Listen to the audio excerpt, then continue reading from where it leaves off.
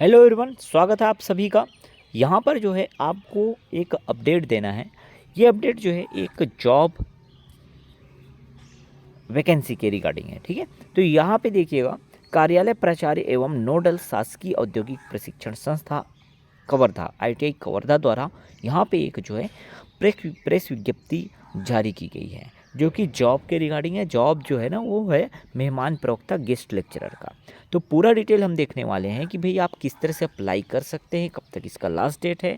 ठीक है, हालांकि वीडियो आने में थोड़ा लेट हो गया होगा आप तक, लेकिन ये इन्फॉर्मेशन तो हम पहुंचा देंगे। ठीक है, लास्ट डेट होने से पहले आप जो है अप्लाई कर दीजिएगा। तो देखिए, जो भी एलिजिबल कैंडिडेट है वो अप्लाई ज़रूर कर दीजिएगा। पूरी एलिजिबिलिटी क्राइटेरिया देखेंगे, किस तरह से आप जो है अपना फॉर्म फिलअप कर सकते हैं, पूरी जानकारी आपको इस वीडियो में हम देने वाले हैं। ठीक है, तो यहाँ पे देखिए, ये जो है ना वैकेंसी जारी किया गया है, जो है गेस्ट लेक्चरर अर्थात मेहमान प्रवक्ता के लिए। मेहमान प्रवक्ता के लिए वैकेंसी जो है जारी किया गया, जिसमें इंपॉर्टेंट डेट नोट डाउन करके रखिएगा। 10 मार्च 2025 है लास्ट डेट है। 10 मार्च 2025 5 बजे तक आपका जो है आवेदन अच्छे से सही फॉर्मेट में भरा हुआ आपको जो है स्पीड पोस्ट या पंजीकृत डाक के माध्यम से भेजना है। किस पते पर भेजना है आगे वीडियो में बताने वाला हूँ। ठीक है, लेकिन उससे पहले देख लेते हैं कौन सा पोस्ट है, किस पोस्ट के लिए आप अप्लाई करेंगे, किस पोस्ट के लिए यहाँ वैकेंसी जारी की गई है और एलिजिबिलिटी क्राइटेरिया क्या मांगा गया है। ओके, तो देखते हैं। सबसे पहले यहाँ पे देखिएगा, ठीक है, पोस्ट की जानकारी दी गई है computer operator and programming assistant, जिसको कोपा कहा जाता है। ओके, औद्योगिक प्रशिक्षण संस्था का जो नाम है, ITI का नाम है, किस ITI में आप जो है गेस्ट लेक्चरर के तौर पर पदस्थ होंगे। तो यहाँ पे बताएं, शासकीय औद्योगिक प्रशिक्षण संस्था पिपरिया, जिला कबीरधाम, छत्तीसगढ़ में आप जो है यहाँ पे पदस्थ होंगे अगर आप यहाँ सेलेक्ट होते हैं। कितना पोस्ट है, तो एक ही पोस्ट यहाँ पे जारी किया गया है कोपा के लिए। अब भाई जो एलिजिबल कैंडिडेट है वो जरूर अप्लाई कीजिएगा। कौन कौन सी एलिजिबिलिटी क्राइटेरिया है, एजुकेशनल टेक्निकल क्वालिफिकेशन क्या क्या मांगा गया है, वो हम पूरी जानकारी आपको यहाँ देते हैं। देखिए, सबसे पहले आप नंबर पर देख पाएंगे यहाँ पे जो लिखा हुआ है, पोस्ट का नाम है, ट्रेड का नाम है, व्यवसाय का नाम है computer operator and programming assistant. Second number पे ये जो कॉलम दिया ना, वहीं पे बताया आपको शैक्षणिक या तकनीकी अर्हताएं के बारे में। ठीक है, अब यहाँ पे कौन कौन सा जो है आपको टेक्निकल या एजुकेशनल जो है यहाँ पे एलिजिबिलिटी होनी चाहिए, वो देखिए। सबसे पहले फर्स्ट नंबर पे आपको ये कंपलसरी कि आप 10th पास हो, या पुराने अगर सिस्टम से चल रहे हो तो 11वीं पास हो, मतलब 11th क्लास पास हो, या उसके समतुल्य कक्षा उत्तीर्ण हो। ठीक है, तो फर्स्ट जो है क्राइटेरिया तो आपने फुलफिल किया होगा, तभी आपने ITI वगैरह किया होगा। ठीक है, सेकंड नंबर पे यहाँ पे दिया है, सेकंड नंबर पे आपको 3 ऑप्शन है। ठीक है, फर्स्ट ऑप्शन ये है कि संबंधित ट्रेड में आपके पास NCVT का जो है सर्टिफिकेट होना चाहिए। NCVT जो है, देखिए आपको पता होगा NCVT SCVT क्या होते हैं, है ना। तो NCVT का जो है अगर आपने प्रमाण पत्र लिया है, तब आप यहाँ पे जो है सेकंड क्राइटेरिया फुलफिल करेंगे। ठीक है, अगर आपके पास NCVT नहीं है इन केस, तो आपके पास STVT होना चाहिए, राज्य व्यावसायिक प्रशिक्षण परिषद से राज्य व्यवसाय प्रमाण पत्र होना चाहिए। अगर फिर भी ये नहीं है, ये दोनों नहीं है आपके पास, तो थर्ड ऑप्शन आपके पास और है। आपको मान्यता प्राप्त विश्वविद्यालय बोर्ड से कंप्यूटर साइंस इंजीनियरिंग, अर्थात आपने BE BTech किया होगा अगर कंप्यूटर साइंस से, या आपने DEO से A लेवल का अगर प्रमाण पत्र हासिल किया हो। ठीक है, या किसी विश्वविद्यालय से या बोर्ड से BCA या PGDCA का आपने जो है प्रमाण पत्र हासिल किया हो, तब आप एलिजिबल हैं। तो ये तीनों क्राइटेरिया जो है ना, उनमें से कोई भी एक क्राइटेरिया फुलफिल अगर आप करते हैं, तो सेकंड क्राइटेरिया आपका बिल्कुल एलिजिबल होगा। ठीक है, तो फर्स्ट और सेकंड आप एलिजिबल हो गए। एक और थर्ड क्राइटेरिया दिया। थर्ड क्राइटेरिया में आप देखिए, ठीक है, DGT के उच्च प्रशिक्षण संस्थानों से नेशनल क्राफ्ट इंस्ट्रक्टर सर्टिफिकेट आपके पास होना चाहिए, NCIC जिसको कहते हैं। वो अगर आपके पास ये सर्टिफिकेट है ना, तब आप जो है यहाँ पे फॉर्म डाल सकते हैं। तो 3 एलिजिबिलिटी क्राइटेरिया दी गई है। ठीक है, ये फॉर्म आपने ये जो है आप जरूर हासिल किया होगा। ये हासिल करने के बहुत फ़ायदे होते हैं। DGT जो होता है ना, DGT के जो है हायर जो ट्रेनिंग इंस्टीट्यूट होता है, वहाँ से आपको ये हासिल करना होता है। ठीक है, तो ये आपने अगर हासिल किया है तो बहुत बढ़िया बात है, आपके लिए यहाँ पे एलिजिबिलिटी क्राइटेरिया फुलफिल होती है। ओके, अब देखते हैं किस तरह से आपका मेरिट लिस्ट बनना है, कैसे चयन होना है, कैसे ये पद पर आपको चयनित किया जाएगा। ठीक है, तो देखिए अंकों का निर्धारण किस तरह से होगा। पहले पॉइंट पर आप देख पाएंगे कि भाई जिन पदों के लिए आपको NCIC दिया हुआ है, NCIC ये सर्टिफिकेट जो है आवश्यक है, उन पदों के लिए संबंधित व्यवसाय में NCIC उत्तीर्ण प्रमाण पत्रधारी अभ्यर्थियों के तकनीकी योग्यता की अंक सूची के प्राप्तांक के आधार पर मेरिट सूची तैयार की जाएगी। इन केस आपके पास NCIC या किसी ऐसे जगह पे आपको यहाँ पे जो फॉर्म निकला है, अगर जितने भी कैंडिडेट यहाँ पे फॉर्म डालते हैं, अगर उपलब्ध नहीं है किसी के पास NCIC, तो उस स्थिति में क्या होगा, उस स्थिति में जो तकनीकी योग्यता है ना, जो तकनीकी योग्यता मांगी गई है, बस आपको तकनीकी योग्यता के प्राप्तांकों के आधार पर ही चयन किया जाएगा, मेरिट लिस्ट तैयार की जाएगी। ठीक है। थर्ड नंबर पे ये है कि जिन व्यवसायों के लिए हल्के मोटर यानी LMV लाइट मोटर व्हीकल का जो लाइसेंस होता है वो अनिवार्य है। तो यहाँ तो भाई कोपा का है, कोपा ट्रेड के लिए वैकेंसी निकले, यहाँ तो ये जो है ज़रूरी नहीं है, वैध लाइसेंस आपका होना ज़रूरी नहीं है। ठीक है, ये किसके लिए, जो मोटर व्हीकल वाला कोई ट्रेड होता है ना, उनके लिए। ठीक है, चलिए आगे चलते हैं। तो ये बात समझ आया, आपके पास NCIC अगर है तो NCIC जो प्रमाण पत्र आपके पास है उसी के आधार पर मेरिट बनेगा, नहीं तो आपका जो है तकनीकी योग्यता जो आपने हासिल किया है, ट्रेड में जितने मार्क्स लाए हैं उसके अकॉर्डिंग आपका मेरिट बनना है। ओके, अब देखिए कुछ नियम और शर्तें उसके देख लेते हैं, क्या क्या नियम और शर्तें हैं। तो सबसे पहले नंबर पर देखिए, आवेदन पत्र का निर्धारित प्रारूप आपको मिलेगा कहाँ।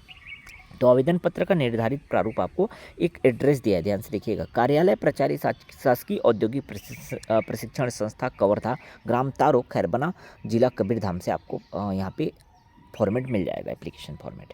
ठीक है, एवं आवेदन निर्धारित प्रारूप में केवल कार्यालय, अब कहाँ भेजना है देखिए, कहाँ पे आपको जो है प्रेषित किया जाना है। ठीक है, तो आवेदन को आपको ना निर्धारित प्रारूप में भर करके यहाँ पे ध्यान से देखिएगा, कार्यालय प्राचार्य, ये एड्रेस डालिएगा, कार्यालय प्राचार्य औद्योगिक प्रशिक्षण संस्था कवर्धा, ग्राम तारो, खैरबना, जिला कबीरधाम, पिन कोड नंबर 491995, इसी में आपको भेजना है।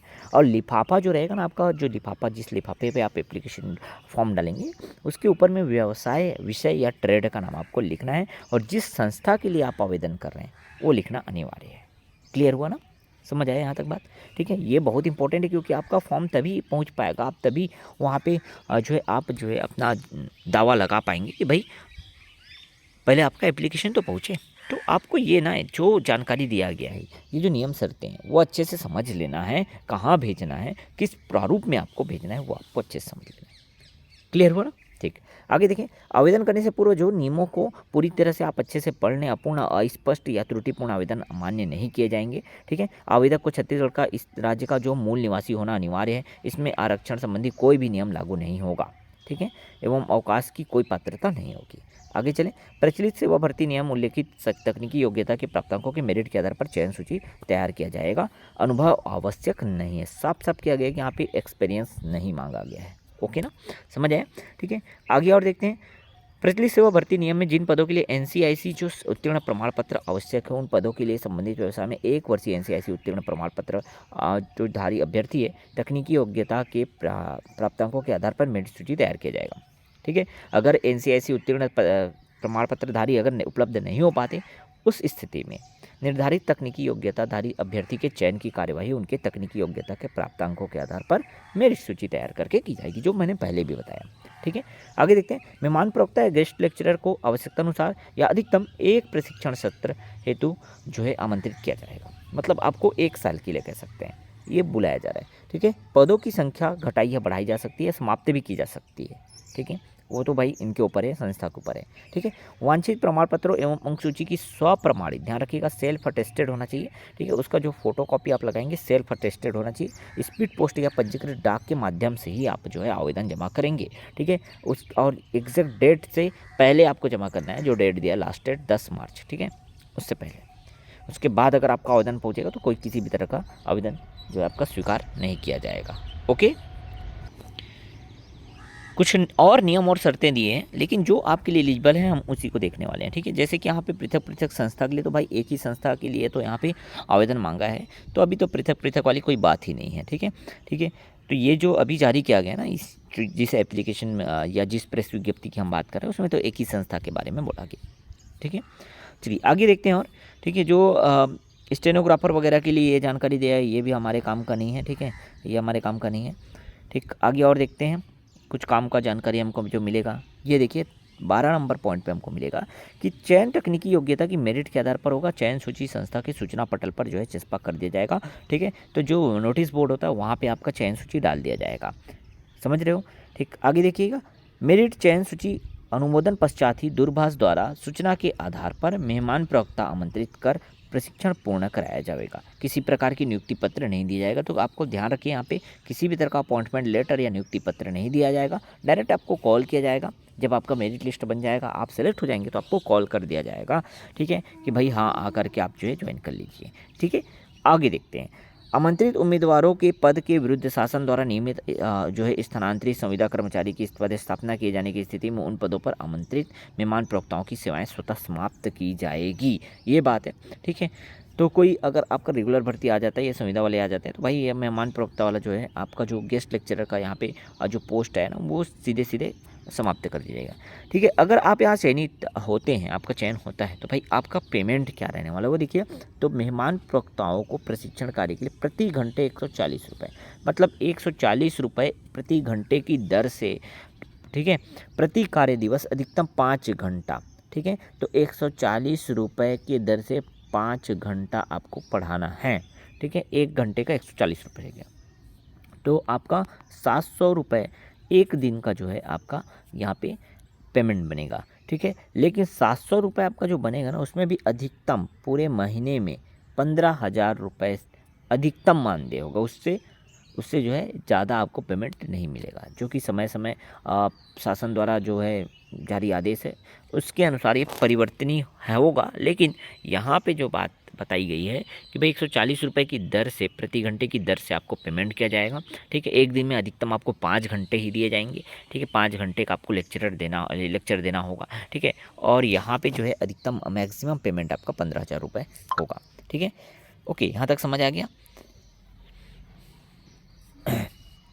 आगे और कुछ काम की जानकारी देख लेते हैं। यहाँ पे देखिएगा, ठीक है। कुछ नियम शर्त में यहाँ पे आपको फ़ोटो वगैरह सब अच्छे से लगा के आना है, ठीक है। फॉर्म अच्छे से भरिएगा, सेल्फ अटेस्टेड कीजिएगा, जहाँ साइन बोला है साइन कीजिएगा। किसी भी तरह का अपूर्ण आवेदन आपका नहीं होना चाहिए।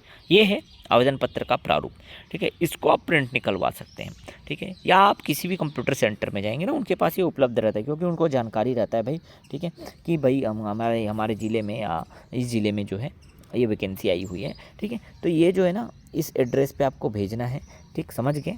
पूरा एड्रेस दिया हुआ है।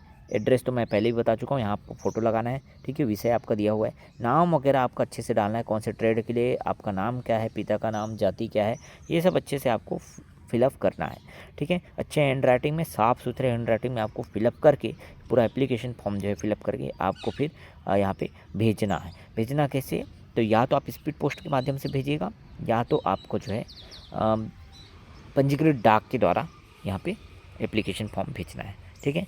यहाँ आपने कौन कौन सा डॉक्यूमेंट लगाया है, जो अटैच किया है, वो आपको नाम लिख देना है। यहाँ पे आपका हस्ताक्षर होगा, ठीक है, नीचे नाम और पता होगा, ठीक है। तो ये पूरी जानकारी थी, ये पूरी जानकारी मैंने आपको दिया ताकि आप जो है अगर एलिजिबल हैं तो आप अप्लाई कीजिए, ठीक है। इनकेस अगर आप जो है ये सब क्राइटेरिया फुलफ़िल नहीं करते हैं तो शेयर कर दीजिएगा अपने दोस्तों तक, अपने फ्रेंड्स तक, अपने हर एक ग्रुप में, ताकि जो एलिजिबल होंगे वो कम से कम यहाँ अप्लाई कर पाएँ, ठीक है। बाकी हम अपडेट लगातार आपको देते रहेंगे, इसी तरह की जानकारी आपको लगातार देते रहेंगे। किसी भी तरह का डाउट अगर आपको होता है तो कमेंट बॉक्स में कमेंट जरूर कीजिएगा। ओके, मिलते हैं नेक्स्ट वीडियो में नए अपडेट के साथ।